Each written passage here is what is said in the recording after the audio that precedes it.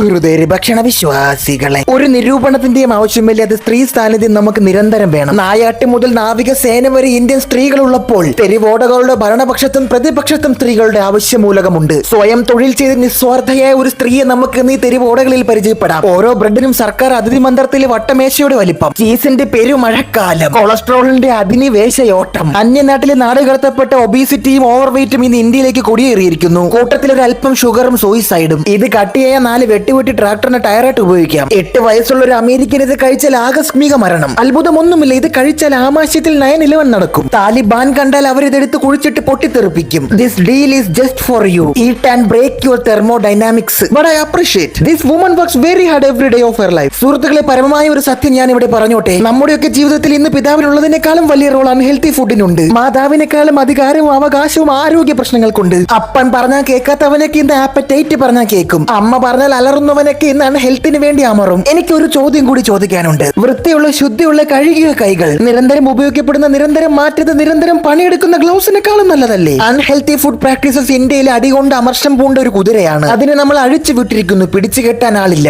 ഒടുക്കം അത് പോയി ഇടിച്ചു നിൽക്കും. അത് ഇടിക്കുന്നിടം തരിപ്പണമാക്കും. ഇതെന്താണിത് ചേച്ചി? കൈ കിടന്ന ഒക്കെ വാരിയിട്ടിട്ടുണ്ടല്ലോ.